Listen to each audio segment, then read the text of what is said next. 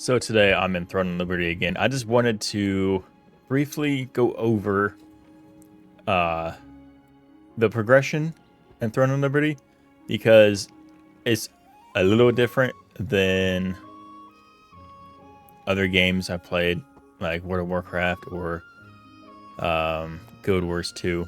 Just slightly. There's a lot of similarities, but there's some unique things as well.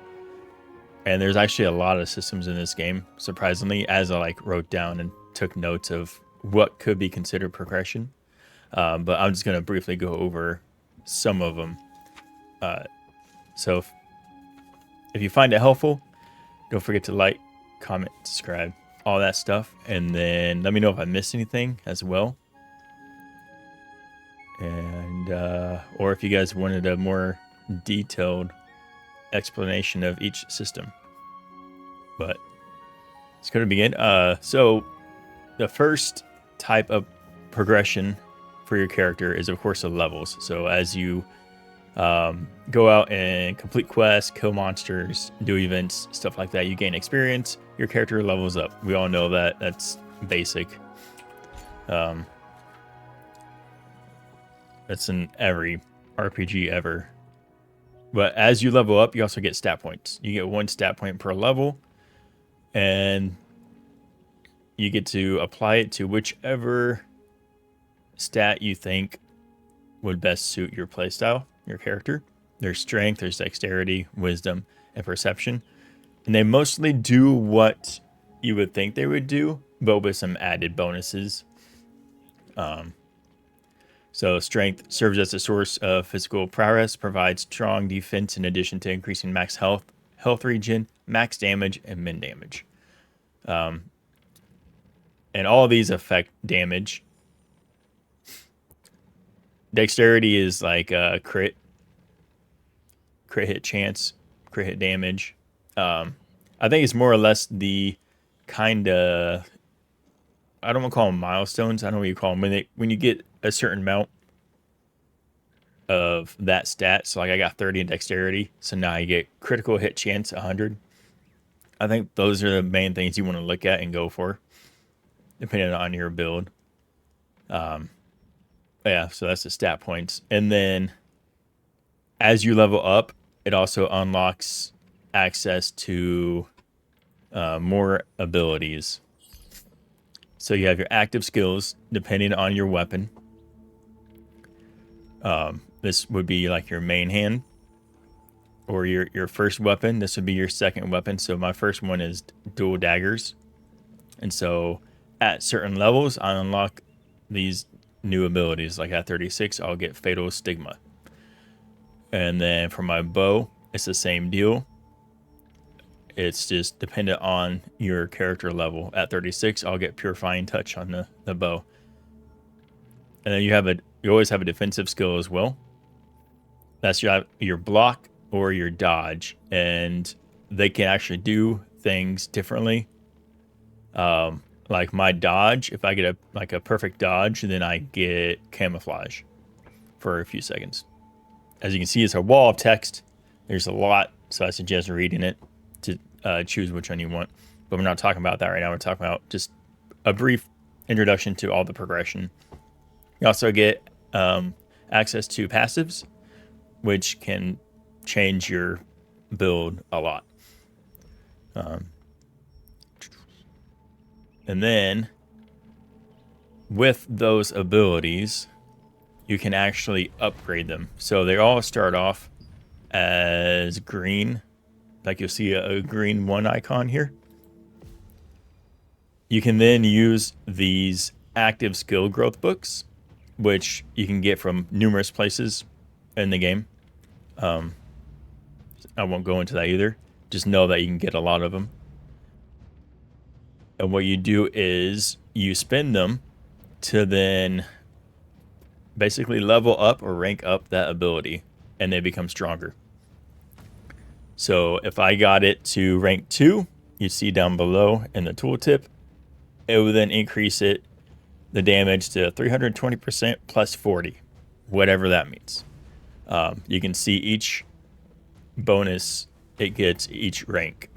and you can get to a certain rank in green, and then it will turn the quality of the skill to blue.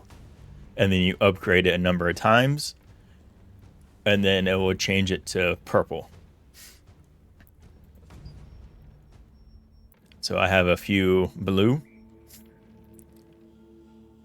Let me see if I can upgrade. So I have 7 of these books. That means I can actually upgrade this, and it's going to go from blue 5, so rank 5 in blue, and it's going to go to rank 1 in purple. Bam. So now it's epic quality.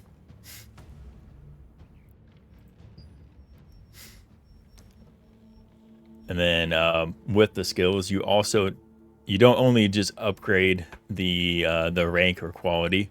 You can also sorry, I can't talk. Choose skill specialization. So this is a way to really hone in on which skills you're going to use for your build. So I like to use the lightning, or it was poison. I'll take this off. I like the poison ability on daggers. But I changed it to lightning infusion. So this is the specialization I'm using now. And it changed the skill from poison based to doing lightning damage. So it can completely change the ability. A lot of them are just like reduce mana cost, cooldown reduction, increase effect duration, and then there's other ones that will like this one allows me to use the ability one more time if I within 3 seconds of using it the first time, so I get to use the ability twice instead of once. So I really suggest trying out different builds, different abilities, and figure out which ones you enjoy playing with the most, and then applying these specialization points to those abilities you use the most that would benefit you the best. For my playstyle, I like to start off as range, do as much damage as I can, and then go in and do melee, and then get back out. It's really fun. It feels more like an assassin, and so I use abilities that help me with that, like Shadow Escape. It starts off as just a teleport behind the target, but then I can, or it's Shadow Strike, and then I can choose Shadow Escape to where if I use it again within 6 seconds, it teleports me back to the spot that I teleported from. So I can go in and out. It's really cool. That's all about the skills. And then as you level up, as you use your weapons, you gain weapon mastery, kind of like a New World, but I feel like it's a lot slower. And then as you gain weapon mastery, you get points that you can then spend in these 3 trees. Each weapon has 3 trees, and usually they're themed about the same. The top one is basically like a region, mana region, health region, stuff like that, survivability things. Second one is, I think, unique to the weapon. And then the third one is typically like just raw damage output. And so I'm going down the raw damage output one myself. What else?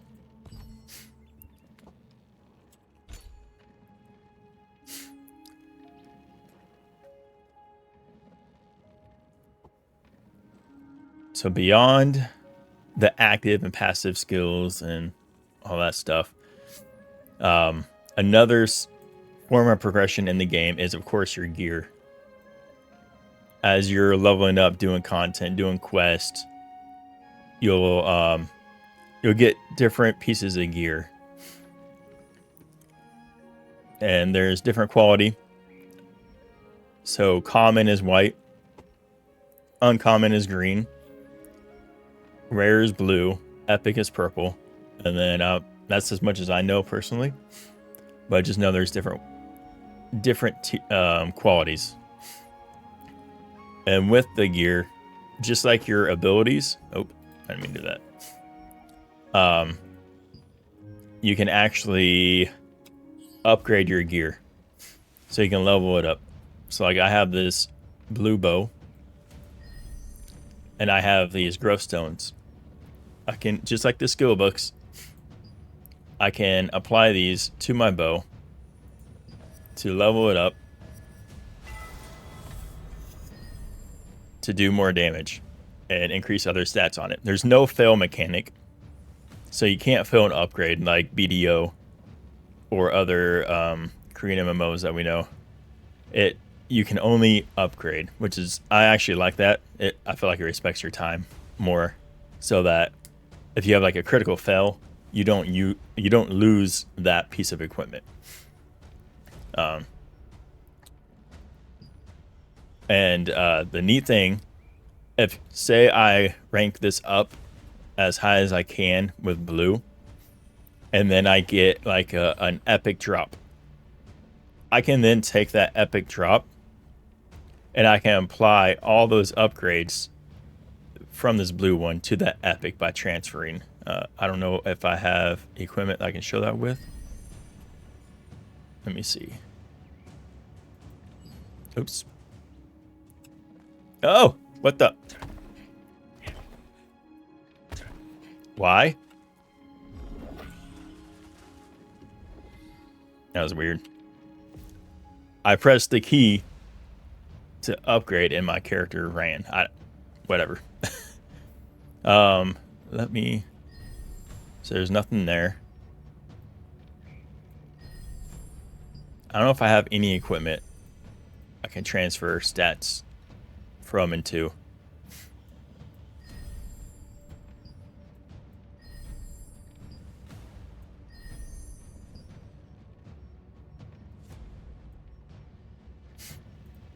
Maybe I can upgrade something and then do it. I'm gonna try that.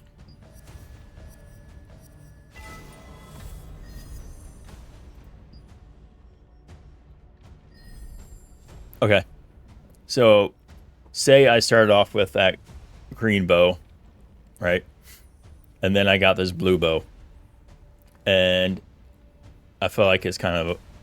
I don't want to feel like it's a waste upgrading this green bow.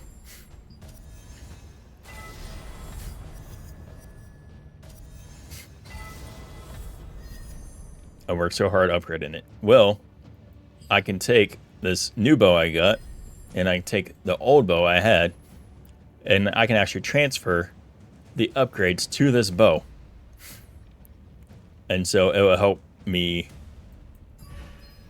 keep my progress, basically. There's probably some meta way to do it, so I suggest looking up a more detailed guide on the power transfer. But that's the quick and dirty. You can also transfer traits. I have not explored that yet, so I have no idea. I may look into it very soon. But yeah, that's basically the gear progression. It's just like any other game. You acquire them from drops, you acquire them from dungeons, from quest, from crafting. And then there is something unique in this game. It's kind of like crafting. Well, it's more like a collections. So I have another video out that went over the lithograph book. This is another form of progression, I would say. Because you can... Say you wanted this hood of resistance. What you need to do is get... Well, these are crafted. So you can craft these 4 hoods. And then put them inside this lithograph book. And then claim the reward. And your reward would be this blue hood. So you can trade basically 4 green ones for 1 blue one. And I did that a couple times for different pieces of gear. The neat thing is, if you have something that's in your inventory that can be claimed by the lithograph book, you can add it to it and then finish the collection later. So like I could add this wand, and then it like at any time when I get this chess piece, I can then add it too, and then I can claim the rewards for doing so. And I believe it takes it, yeah, it takes it out of your inventory.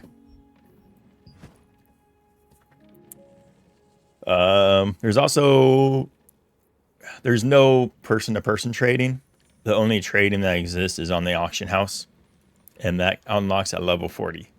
I have no experience with that yet, so I can't speak on that topic. The final form of progression on your character, I would say, would be your like character unlocks, for lack of better terms. It's like things that you unlock by doing the main story quest or doing other content. Yeah, that's pretty much sums it up. So as you go through the main story quest, it will introduce you to other systems of the game. Some are locked behind your level. Some are locked behind certain milestones in the quest. Like the Guardian system. It's an ability to transform your character into one of these guardians, and then you get certain like buffs when you do so. So like the first one you have is the Vampire Slayer. Badass. You get to go through a storyline and learn about the Vampire Slayer, and then you get to use them as a guardian. And there's a number of guardians that do different things, so that's pretty cool. It's kind of like an ultimate ability. Another one would be Amatoys. I don't know how you say that word, so we're going to stick with that. These little guys, they can help you while you adventure. They can heal you and stuff. But also, if you go to the house by clicking this little button, you can send them on expeditions. And it increases your expedition level the more you send them out. And expeditions are just little like automated adventures you can send them on, and then you get rewards. So I sent this guy out and I got these rewards. I'm going to claim them. And now I can send them out for another expedition. Let's say we want to send them to here. One thing to pay attention to are like the types of areas and then the boost they get. But there we go. So that's Amatoys. I don't know how you say that word. Then there's the morphs. They unlock as you do certain. You have access to all the morphs, like, well, all three forms, and then you get skins basically from achieving different things in the game or from purchasing them on the cash shop. But the more you use the morphs, the more you level it up. So my dash morph, which is my cat form, whatever, is level 2. The rest are level 1 because I have not used them as much. But as you can see, stats increase as you level them up.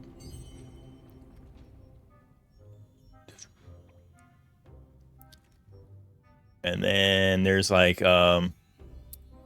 secret dungeons.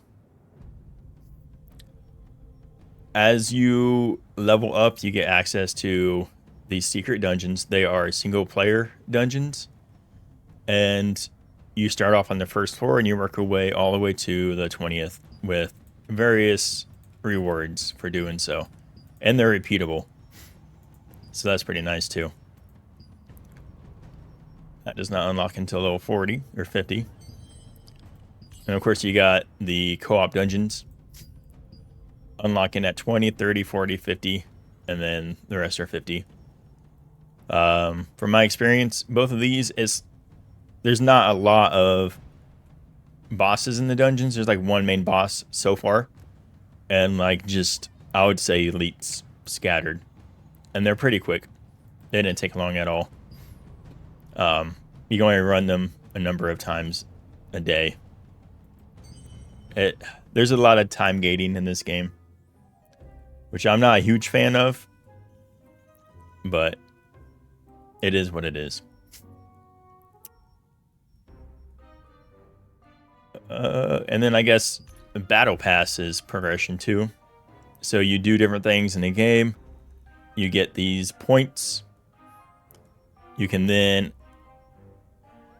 claim the points and it levels up your battle pass. There's a free pass. There's a premium pass. Without going too deep into it, technically the game is pay to win, but it does not affect you as much as you think it does. In short, there's a power cap, and both pay to win and free to play get to that cap easily. So it's not like pay to win gets a far advantage above the free to play. That's in short. So yeah, that's another form of progression, I guess. And then talking about group progression, guilds. Guilds are another form of progression. We created a guild, my community and I. So far, it's just me, Stigi, and Nico. But I wanted to see what it was like. There's guild levels.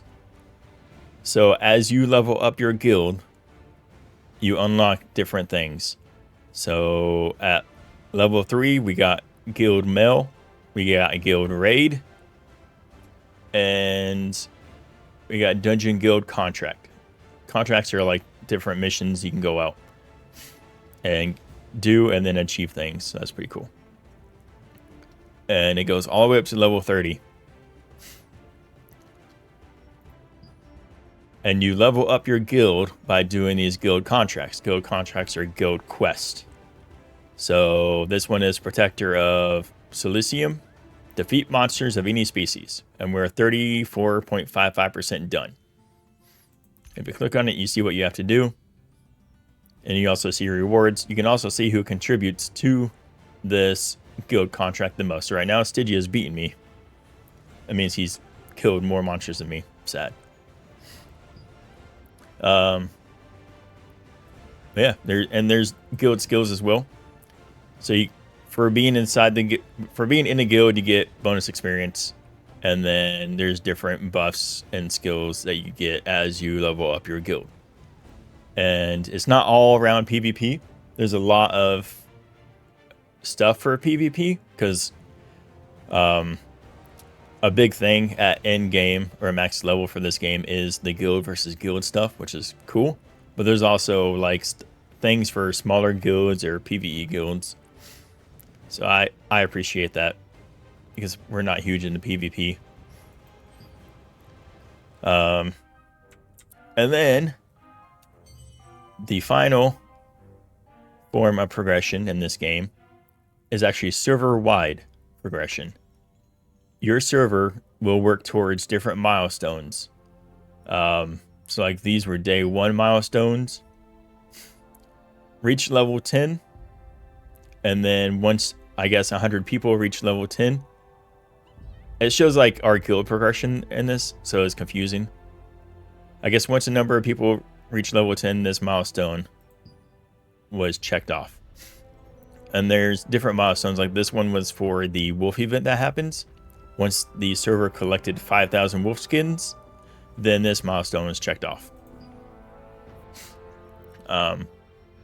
They're time sensitive, I believe, which is an odd choice. I don't know 100% the details of the system, but from what I've read, they are time sensitive. So I don't know what happens if we don't unlock the next milestone within this certain time period. If we get to try again or what, but that's all I know. We are, let's see, that one ended. That one ended.